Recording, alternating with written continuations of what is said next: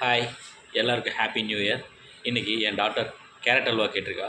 நான் அது கேரட் அல்வா செய்ய போகிறேன். எப்படி செய்யலாம் பார்க்கலாம் வாங்க. கேரட் அல்வா செய்கிறதுக்கு 1/2 கிலோ கேரட் எடுத்து துருவி வச்சுருக்கேன். ஸ்டவ் பற்ற வச்சு ஒரு குக்கர் ஒன்று ஏற்றிருக்கேன். அதில் குக்கர் காஞ்ச பிறகு 1 டேபிள் ஸ்பூன் நெய் விட்டுக்கிறேன். 1 டேபிள் ஸ்பூன் நெய் சேர்த்துக்கிறேன்.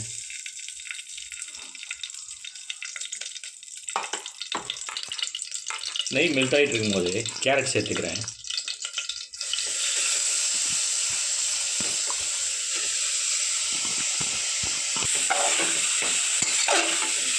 நெய்யோடு சேர்த்து நம்ம கேரட்டை வதக்கிக்கலாம்.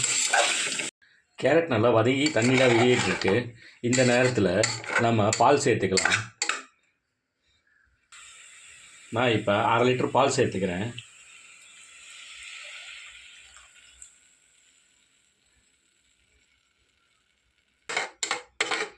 இப்போ பால் சேர்த்து ஒரு கலரி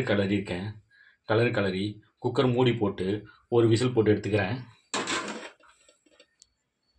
குக்கரை மீடியம் ஃப்ளேமில் வச்சுருக்கேன். இப்போ நான் விசில் போட்டுக்கிறேன்.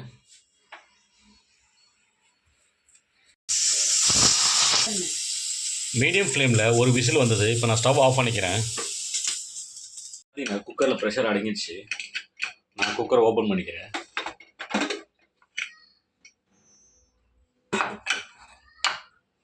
திரும்பி ஸ்டவ் பற்ற வச்சு மீடியம் ஃப்ளேம் வச்சுக்கிறேன். இப்போ பால்லையே வெந்து ட்ரை ஆகட்டும். கொஞ்சம் பாலும் கேரட்டும் ஒரு 10 நிமிஷமாக கொச்சிட்டே இருக்குது. நான் இது வரைக்கும் ஒரு 2-3 தடவை கலரி இருப்பேன். இப்போ ஒரு வாட்டி கலரி விடுறேன். எப்படி இருக்குது பாருங்கள். கேரட்டோட த்ரூன்னு இது அப்படியே தான் இருக்குது. இதுவே இன்னும் 2 விசில் வச்சுருந்தேனாக்கா சுத்தமாக மசிஞ்சு போயிட்டுருக்கும். பால் நல்லா ட்ரை ஆகிடுச்சு. இந்த நேரத்தில் கோவா இருந்தால் கோவா நீங்கள் கொஞ்சம் சேர்த்துக்கலாம். 100 கிராம் சர்க்கரை எடுத்திருக்கேன். அந்த சர்க்கரையை சேர்த்துக்கிறேன்.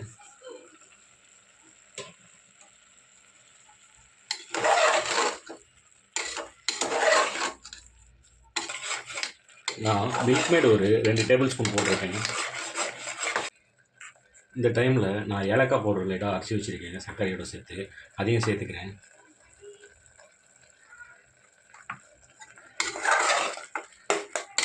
அடுப்பு பற்ற வச்சு ஒரு பேன் வச்சுக்கிறேங்க. 2 டேபிள் ஸ்பூன் கீ சேர்த்துக்கிறேன்.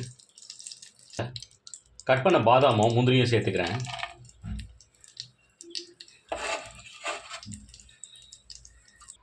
இப்போ அல்வாவும் ரெடி ஆகிடுச்சு. இந்த நேரத்தில் நான் இந்த பாதாமும் முந்திரியும் சேர்த்து